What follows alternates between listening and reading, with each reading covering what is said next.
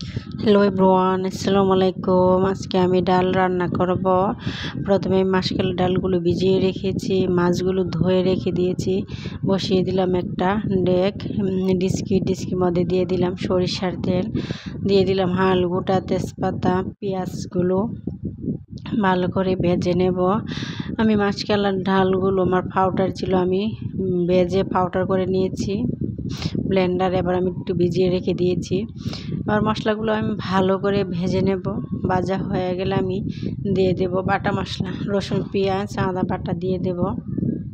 আমি একসাথে ব্লেন্ডার করে রেখে দিয়েছি। দিয়ে দিলাম রসুন পেঁয়াজ বাটা।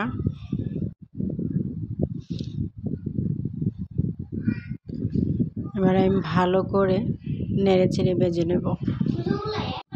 এবার আমি ভালো করে নেড়ে চেড়ে ভেজে মশলাটা আমি কষিয়ে নেব। আমার মশলা কষানো হয়ে গেছে মোটামুটি। আবার আমি দিয়ে দেব হলুদের গুঁড়ো 1.5 চামচ, দিয়ে দেব মরিচের গুঁড়ো 1 চামচ দিয়ে কম, দিয়ে দিলাম স্বাদ মতো লবণ। আবার দিয়ে দেব জিরার গুঁড়ো 1 চামচ, 1.5 চামচ জিরার গুঁড়ো দিয়ে দিয়েছি। আবার একটু পানি দিয়ে মশলাটা ভালো করে নেড়ে চেড়ে কষিয়ে নেব।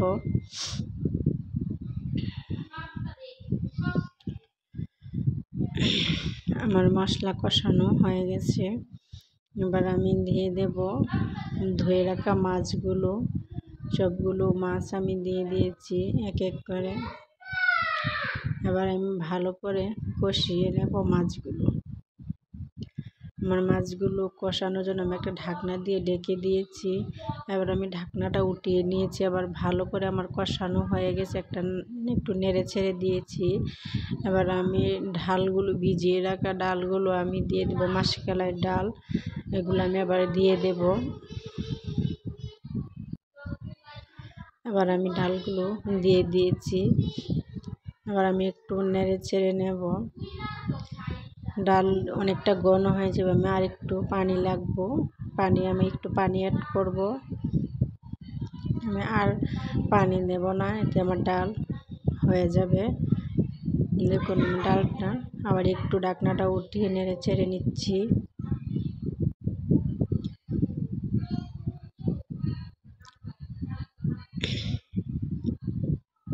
আমি একটা ঢাকনা দিয়ে আবার ঢেকে দিয়েছি।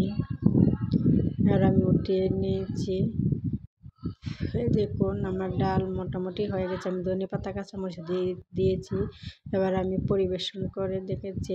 দেখুন আমার ডালটা কতটা ঘন করে আমি রান্না করেছি, খেতেও কিন্তু দুর্দান্ত হয়েছে। মাছ দিয়ে মাসকালার ডালটা অনেকটাই ভালো লাগে। আপনারাও খেয়ে দেখবেন, রান্না করে এভাবে ট্রাই করবেন।